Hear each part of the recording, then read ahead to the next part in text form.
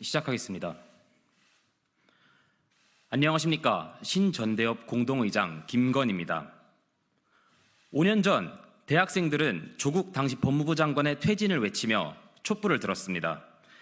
결국 조 전 장관은 법무부 장관직을 재임 36일 만에 사퇴하는 불명예의 기록을 남겼고 우리 사회에 공정과 상식이 회복되어 살아 숨쉬는 것을 느꼈습니다. 그랬던 그가 이번 제22대 국회의원 선거에 전면에 나섰습니다. 조국혁신당을 창당해 당 대표가 되었으며 비례대표 2번 순번을 받아 국회 입성이 확실시되는 상황입니다.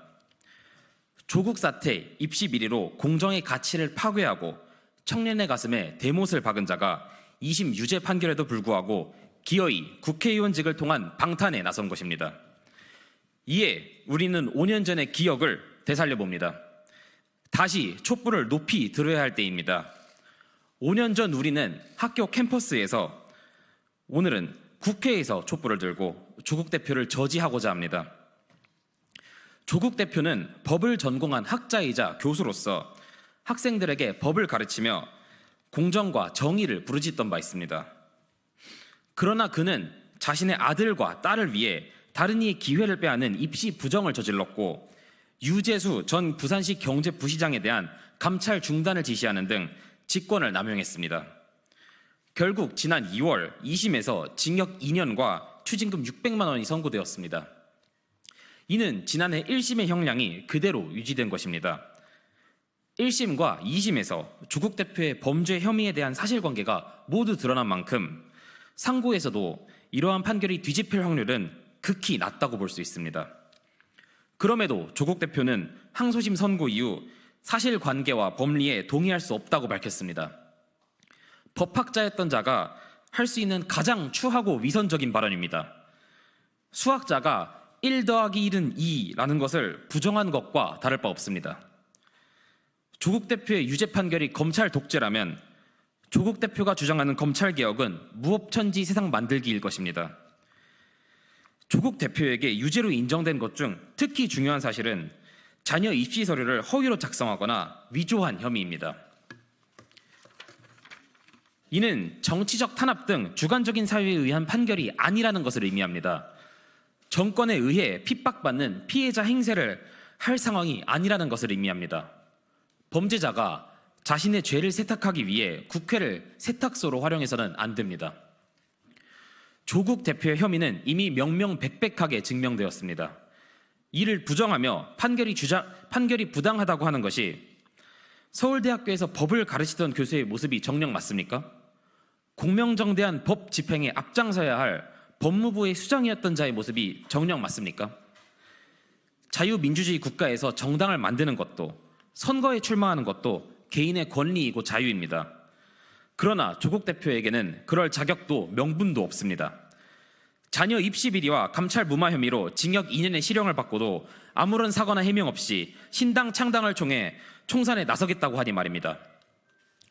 정부 여당에도 경고합니다. 지난 정권 교체의 시작은 조국 사태였다고 해도 과언이 아닙니다. 그 중심에 있던 자가 지금 돌풍을 일으키고 있는 현상을 단순한 이상현상으로 바라보지 마십시오. 국민 눈높이에 맞지 않았던 점들을 객관적으로 바라보고 파악하고 개선하십시오. 지난 대통령 선거와 지방선거에서 표를 주었다가 등을 돌린 유권자들을 다시 설득하십시오. 그렇지 않으면 심판받아야 할 세력에게 역으로 심판당하게 될 것입니다. 조국 대표의 저서 DK의 눈물에는 이러한 구절이 있습니다. 나는 흠결과 한계가 많은 사람이다. 나의 중대한 잘못을 직시하고 성찰하면서 갈림길에서는 쉬고 막다른 길에서는 길을 내며 걸어갈 것이다. 지금이 그 중대한 잘못을 직시하고 성찰할 때입니다. 그러나 지금처럼 계속 길을 내며 걸어가는 것은 자신의 권리와 욕심만 추구하는 이기적인 행태로 비상식의 길을 가는 것입니다. 조국 대표의 대승적 결단을 촉구하며 유권자분들의 현명한 판단을 기대합니다. 감사합니다.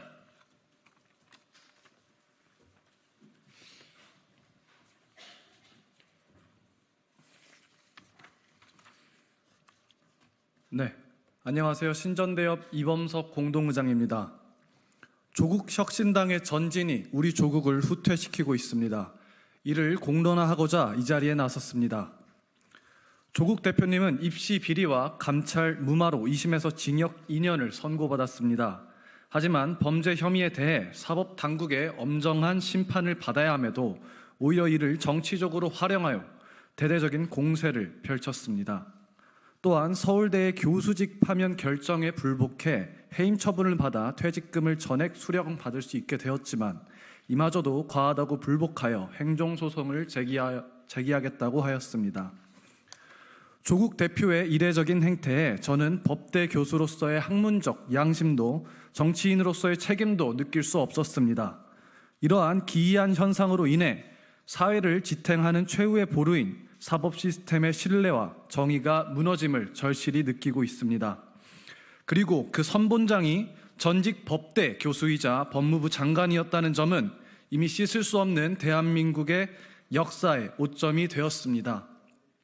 조국 대표는 학자이자 법조인으로서 건전한 사회 윤리의식을 보여주셔야 할 분이었습니다. 그러나 입시 비리와 관련된 사실관계뿐만 아니라 이와 관련된 대표님의 발언과 태도는 국민 대다수의 상식을 지나치게 벗어났습니다. 내 딸 아이 때문에 다른 사람이 의전원에 떨어진 건 없다. 감옥에 가면 가서 못 읽었던 책을 읽고 푸시업과 스쿼트, 플랭크를 하면서 건강관리 열심히 하겠다 등 저는 이 기이한 현상의 근원에 가벼운 사고와 후폭풍에 대한 무지가 느껴져 깊은 우려를 금할 수 없었습니다. 조국 혁신당의 20대 지지율이 0에서 3%에 그쳤듯 일반적인 청년들의 시선도 마찬가지일 것이라 생각합니다. 수많은 정치적 갈등 속에도 사법 시스템과 사실관계에 대한 신뢰를 깨는 것은 금도였습니다. 이를 깬다면 진실 대신 선동과 편가르기만이 유효하다는 거짓 교훈이 대한민국에 남게 될 것입니다. 하지만 유감스러운 것은 조국 혁신당이 4050 세대에서 엄청난 지지를 받고 있다는 점입니다. 청년층 지지율의 10배를 웃도는 수치입니다. 저는 정치적 대결 구도에서 사법 시스템의 신뢰까지 훼손되어야 하는지 어른들께 묻지 않을 수 없었습니다. 거야가 밀어붙인 검수완박으로는 족하지 않아 사법 불신으로 귀결되는 겁니까?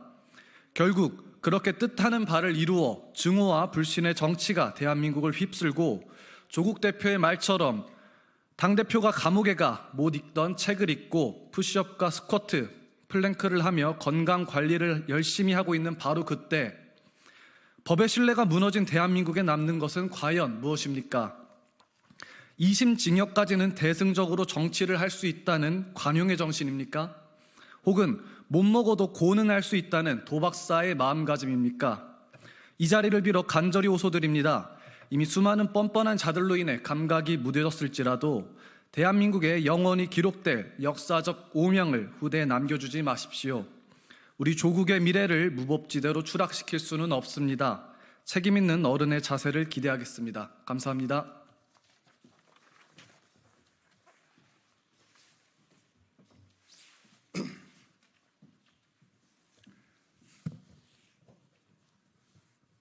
안녕하십니까. 한국대학생 포럼 회장 왕호준입니다. 요즘 청년들은 적게 일하고 많이 버세요라고 말하곤 합니다. 누구나 원하지만 어렵다는 걸 알기에 그저 농담 반 덕담 반으로 주고받고 있습니다. 그런데 이게 무색하게 1년 9개월간 펑펑 놀고도 1억이 넘는 급여를 당긴 분이 국회 입성을 앞두고 있습니다.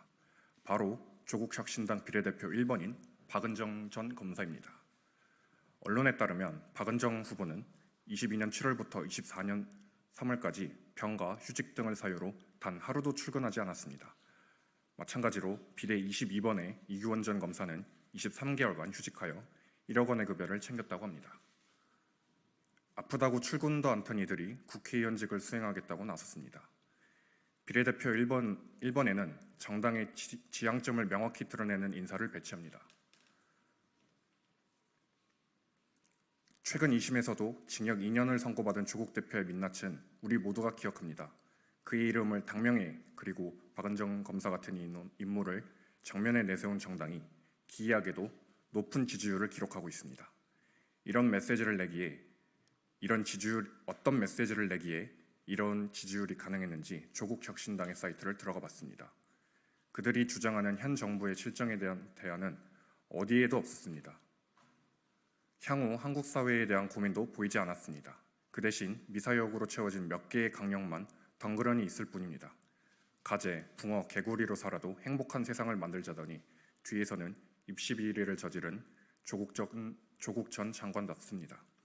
듣기 좋은 말을 강령으로 앞세우고 뒤에서는 위의 권력을 이용해 국가를 주목더라도 놀랍지 않을 겁니다. 조 대표는 아직 대법원의 판결이 남았다며 항변하고 있으나 대법원까지 안 가더라도 조국 대표님 당신은 이미 역사 앞에 죄인입니다. 앞길을 준비하기도 힘든 청년들이 당신의 위선과 내로남불에 분노하게끔 만들었습니다. 생업에 종사하기도 바쁜 국민들을 광화문과 서초동으로 갈라놓아 대립하게 했습니다. 우리 대학생들은 2019년에 조국 사태를 잊지 않았습니다. 불과 4, 5년 후 대입 기회균등 선발을 강령으로 외치는 위선에 청년층 지지율은 당연히 0%를 기록하고 있습니다. 최근 2030 세대에서 조국 혁신당에 대한 검색량이 폭증했다고 합니다. 이러한 관심이 청년층 지지율 상승으로 이어지지는 않을 겁니다. 조국 혁신당은 검색해 볼수록 지지하고픈 마음이 싹 사라지게 만드는 정당이기 때문입니다. 음주운전 1회, 무면허 3회의 전과자인 비례 4번인 신장식 변호사, 울산시장 선거 개입으로 1심 징역 3년이 선고된 황운하 의원 등 사법 처리의 대상들이 사법 개혁을 외치고 있습니다.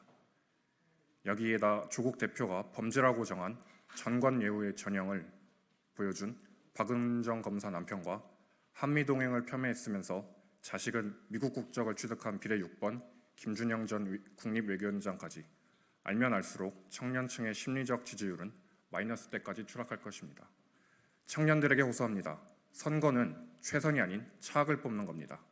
내로남불로 점철된 정당의 인사들이 국회에 진출하고 면죄부를 받은 양 의기양양하는